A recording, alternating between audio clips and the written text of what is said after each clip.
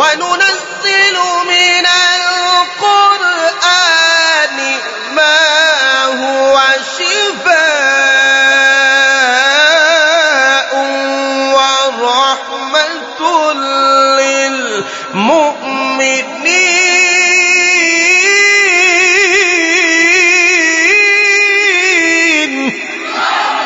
وَلَا يَزِيدُ الظَّالِمِينَ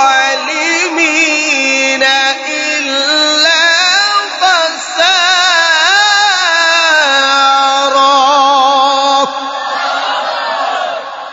আল্লাহ বলেন وَنُنَزِّلُ مِنَ الْقُرْآنِ مَا هُوَ شِفَاءٌ وَرَحْمَةٌ لِّلْمُؤْمِنِينَ وَلَا يَزِيدُ الظَّالِمِينَ إِلَّا خَسَارًا আল্লাহ পাক রব্বুল আলামিন বলেন আমি কোরআনকে নাযিল করেছি মুমিনের শিফা হিসাবে, মুমিনের জন্য রহমত, মুমিনের জন্য আরোগ্য।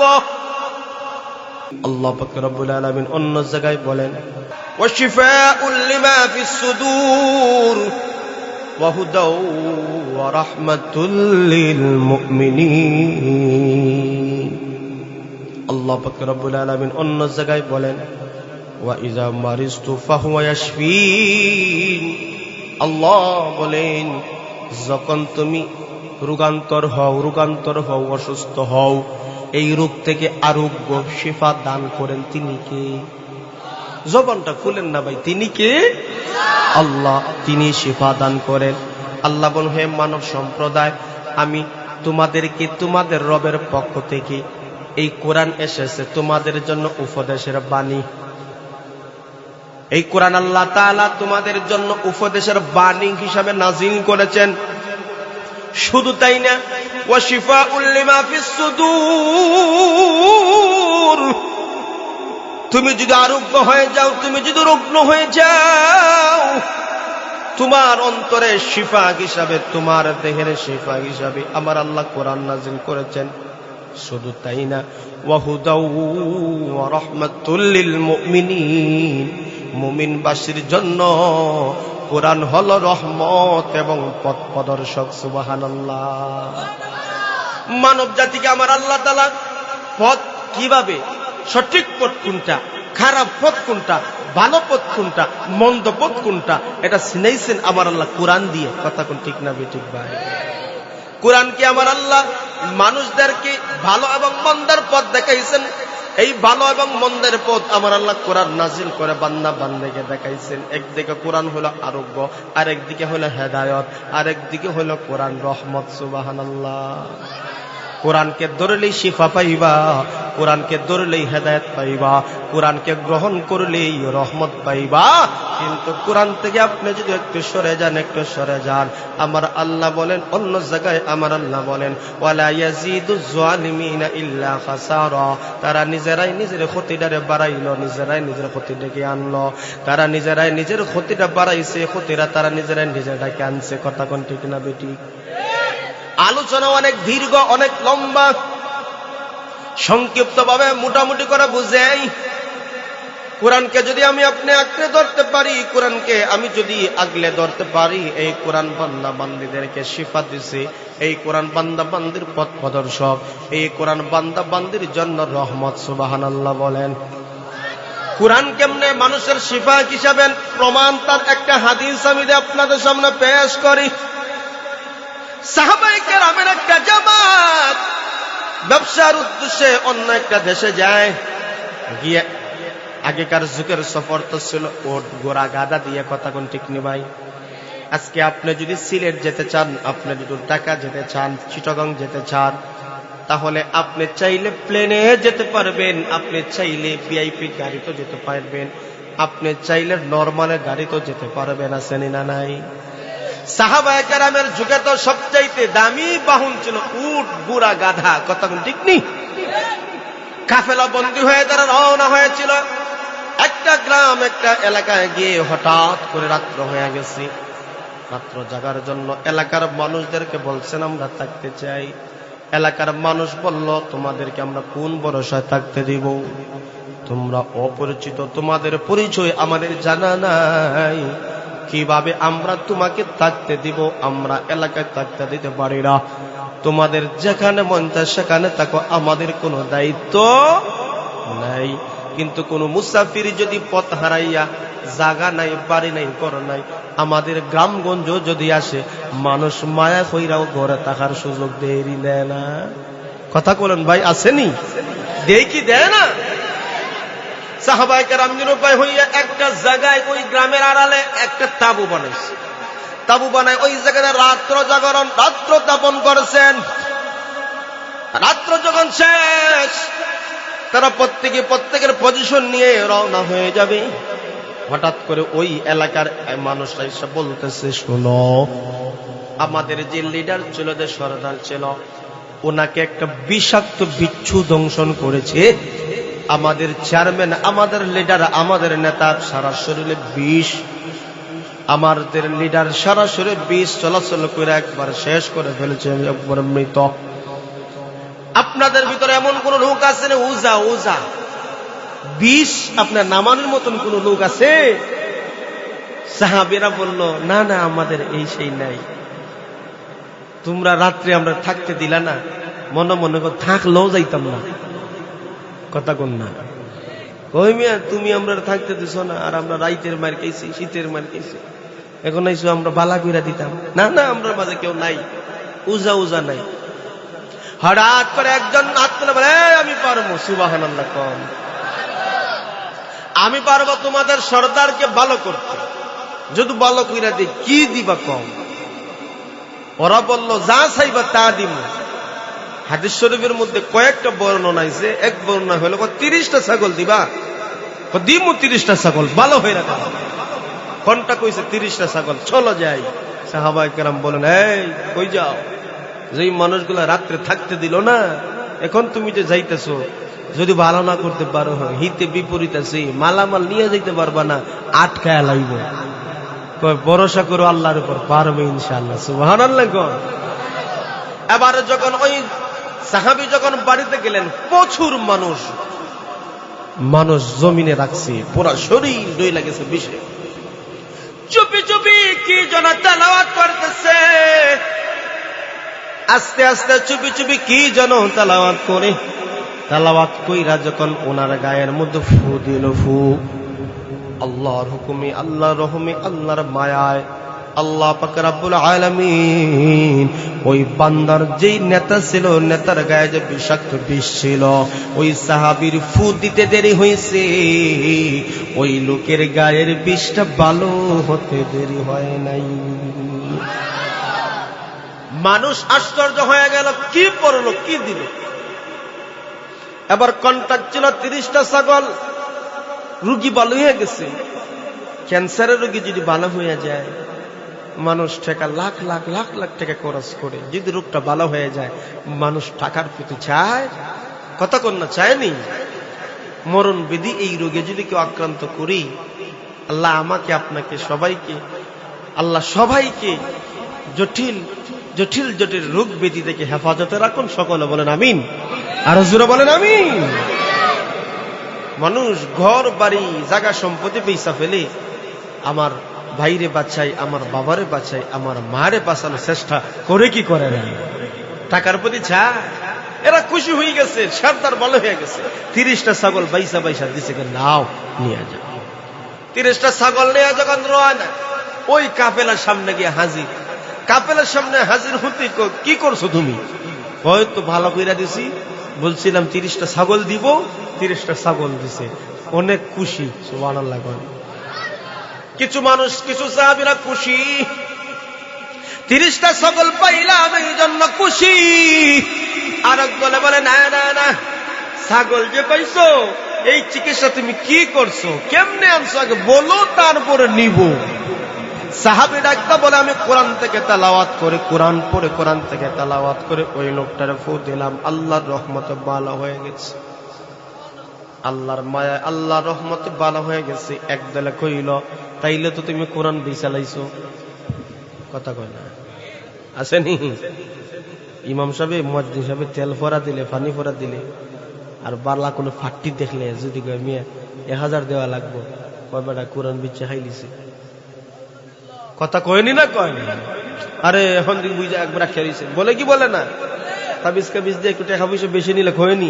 ও ভাই কইয়া লাভ নাই, ওই ইমাম সাহেব নি, আরে তাবিজ বিচ্ছা কোরআন বিচ্ছা খাইতেছে বেটা, কয়নি না কয়নি?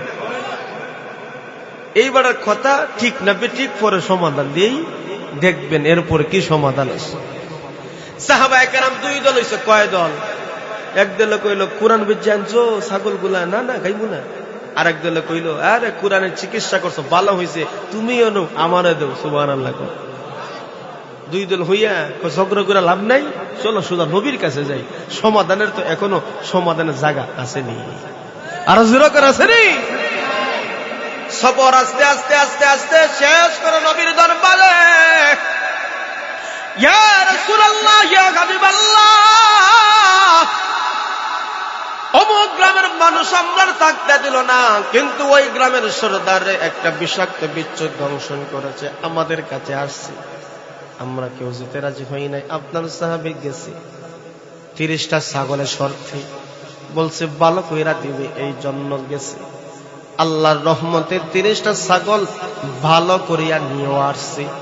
আমরা সাহাবীরা দুই দল হইয়া গেছি, কেউ বললাম খাওয়া জায়েজ আছে, আবার কেউ বললাম খাওয়া জায়েজ নয়। আমরা তো তর্ক বিতর্ক জড়াইয়া গেছি গো নবী, আপনার কাছে আসছি, এই চিকিৎসার সমাধানটা দিয়ে দাও। নবী ওই মুহূর্তে সাহাবীকে ডাকতে বললেন, হ্যাঁ আমার সাহাবী, তুমি কি পড়ে তুমি চিকিৎসা করছো যার কারণে রোগীটা ভালো হয়েছে? এবার ওই সাহাবী ডাকতে বলল, ইয়া রাসূলুল্লাহ ইয়া হাবিবাল্লাহ, ওগো আল্লাহর হাবিব, আপনার জবান থেকে শুনলাম আপনি বলেছেন সূরা ফাতিহা সমস্ত রোগের মহা ঔষধ। আমি ওই ব্যক্তিকে সূরা ফাতিহা তেলাওয়াত করে করে যখন ফু দিলাম, আল্লাহর রহমে আল্লাহর মায়ায় ওই বান্দার গায়ের বিষ ভালো হতে দেরি হয় না। আমার আপনার নবী সমাধান এবারে দিতেছেন, শুনো শুনো শুনো। আমার আপনার নবীর সমাধান হইল, সূরা ফাতিহা তেলাওয়াত করলা, তেলাওয়াত করে বান্দাকে ফু দিলা, ফু যে আপনি দিলা, ফুটা দেওয়াও ঠিক হইছে, জারপুক যে করলা চিকিৎসাও ঠিক হইছে। সূরা ফাতিহার মাধ্যমে তুমি যে জারপুক করলা, জারপুক ঠিক হইছে। 30টা ছাগল যে পাইলা, ছাগল নেওয়াও ঠিক হইছে। তোমরা সবাই বন্টন করে নিতে পারো, অবশিষ্ট থাকলে আমি নবীরও দিতে পারো। এই জন্য আল্লাহ পাক রব্বুল আলামিন বলেন, ওয়া নুনাজ্জিলু মিনাল কুরআনি মা হুয়া শিফাa'un ওয়া রাহমাতুল লিল মুমিনিন।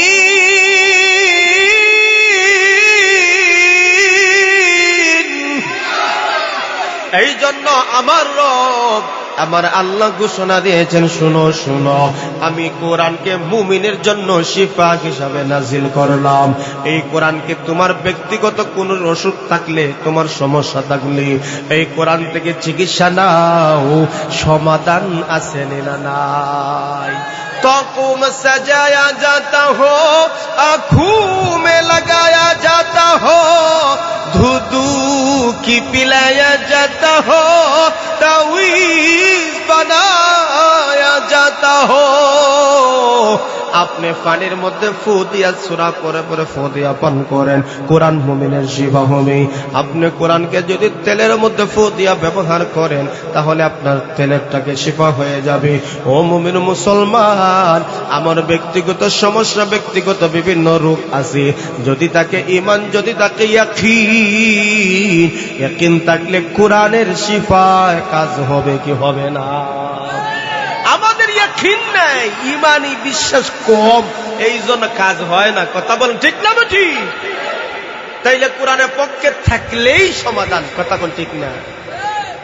কোরআনের পক্ষে থাকলেই সমাধান, আর কোরআনের বিপক্ষ গেলেই বেজাল, সমস্যা আছে নি। আরো জোরে বলেন। তাইলে শারীরিক রোগের চিকিৎসা কোরআন থেকে নেও। বিভিন্ন রকমের রোগ আমার আসেনি ভাই, এই রোগ থেকে মাইকের আওয়াজ অনেক দূর পর্যন্ত যাইতেছে। সব কথা সুর দিয়ে বলা যায় না, যে কথা আস্তে আস্তে বুঝাইলে মানুষ বুঝে ফেলে। একটা কথা বলি আপনাদেরকে, সমস্যার সমাধান পেতে হলে একটা কথা আপনাদেরকে বইলা দিয়ে আজকে আপনি আমল করেন, ইনশাআল্লাহ ইনশাআল্লাহ অবশ্যই আপনি ফায়দা পাবেন। আপনার আমার কথা না, এই ওয়াদা কার? আরো জোরে বলেন কার? আলহামদুলিল্লাহ সূরা মুখস্থ আসেনি? কথা বলেন বাবারা, আওয়াজ দেন, মুখস্থ আসেনি না নাই? এমন কোন বান্দা বান্দি নাই তার যে আলহামদুলিল্লাহ সূরা মুখস্থ নাই, সকলেরই আছে আলহামদুলিল্লাহ, প্রত্যেকের মুখস্থ আছে। এই সূরার আলহামদুলিল্লাহ সূরার অনেক অনেক অনেক নাম আছে। কি বললাম? অনেক অনেক নাম আছে। এই সূরার নাম সূরাতুল উম্মুল কুরআন, আসাসুল কুরআন, সূরাতুশ শিফা, অনেক নাম আছে। এর মধ্যে এক নাম হলো সূরা ফাতিহা, সূরাতুশ শিফা, আরোগ্যের সূরা। এই সূরাখানা আপনার যে কোনো সমস্যা হোক, কি বলছি, যে কোনো সমস্যা হোক, যে কোনো রোগ হোক, আপনি আল্লাহর উপর ভরসা করুন, আল্লাহর উপর পূর্ণ আস্থা রেখে, আপনার সন্তানে হয়েছে, নিজের হয়েছে, সূরা ফাতিহা 7 বার পড়ে, একবার পড়েন, 2 বার পড়েন, 3 বার পড়েন, তবে 7 বার পড়ে আপনি যদি আপনার সন্তানের অসুস্থতা নিয়ামত সুস্থতার জন্য যদি ফু দেন আর ইয়াকিন তাকে বিশ্বাস থাকে, আল্লাহ পাক রব্বুল আলামিন আপনার অসুস্থতাকে শিফা হিসাবে দান করবেন। এই আমলটা করব তো। দুনিয়ার চিকিৎসা বিদ্যা যে আছে, এলোপ্যাথিক বলেন, হোমিওপ্যাথিক বলেন, এই চিকিৎসাগুলোও নেওয়া নবীর সুন্নাহ। আপনি চিকিৎসা নিতে পারেন, অসুবিধা নেই। এর আগে আমাদের কাজ হলো কোরআনকে আপনি ধরেন, কোরআনের চিকিৎসাটা আগে শুরু করেন। আল্লাহ এটা তো বরকত দিবেন, এটা তো বরকত দিবেন। কথা বলেন ঠিক না বেটে? আগে কোরআনটাকে ধরেন। আমরা প্রত্যেকে সূরা জানি, আমরা নিজের চিকিৎসা নিজে করি। আমরা অনেক সময় অনেকের কাছে যাইবেন, অসুবিধা নাই, কিন্তু আগে আপনার নিজের চিকিৎসাটা আপনি নিজেই নেন। সাহাবায়ে কেরামকে নবীজি শিক্ষা দিতেন, সূরা শিখাইতেন, দোয়া শিখাইতেন। তুমি তোমার চিকিৎসা তুমি নিজে করিও, পরে নবীর কাছে যাইতেন। সুবহানাল্লাহ। তাইলে সূরা ফাতিহা আপনি আমার সামনে আসেনি না নাই?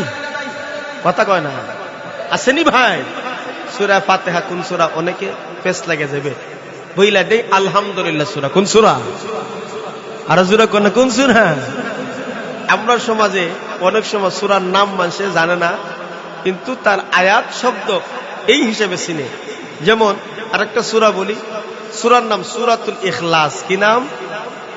সূরাতুল ইখলাস। এই সূরা অনেক এই নামে বললে চিনবে না, কিন্তু যদি কুল হু আল্লাহ সূরা, ও ইন্না লিল্লাহ, ওই সূরা নেই। কথা কয় আসেনি না নাই? আমাদের সমাজে আছে। এই জন্য যেমন সূরায়ে কাউসার, কি সূরায়ে কাউসার অনেকে চিনে, ইন্নাও তৈনা সূরা নেই, ওই সূরা তো ঠিক হয়ে আছে। আসেনি না নাই? আমরা তো কোরআন থেকে অনেক জ্ঞানহীন, যার কারণে আমরা কোরআনে কয়খানা সূরা আছে, কয়খানা আয়াত আছে, সূরার ভিতরে নবীদের নাম কয়জনের আছে, এগুলো আমরা জানি না। নবীদের আলোচনা আমরা জানি না, কোরআন বিধান জানি না। আর যদি আমাদের যুবক ভাইদেরকে বলা হয়, বলো তো দেখি বাংলাদেশের ক্রিকেটারদের নাম কি, বলো তো। ওই হুজুর বাংলাদেশ বলবো, সাথে ইন্ডিয়া সহ বলি। কথা বলেন আসেনি না নাই? এত স্মার্টনেস দেখায় হুজুর, ইন্ডিয়া না, আমি বিশ্বের যে কোনো প্লেয়ারের নাম আমি বলতে পারি। এরকম আমাদের সমাজে যুবক ভাইরা আসেনি না? কিন্তু ওই যুবক ভাইকে যদি প্রশ্ন করেন, বলো তো 4 জন সাহাবী ছিলেন, 4 জন খলিফা ছিলেন, এই খলিফার নাম কি বলো, তখন ইতা করবে। কথা বলে ঠিক না বেটি? আসেনি না না? এই জন্য মুমিন মুসলমান, সূরা ফাতিহা চমৎকার একটা সূরা। সকল কোরআনের সব কিছু আমার আল্লাহ সূরা ফাতিহার মধ্যে দিয়েছে। সুবহানাল্লাহ।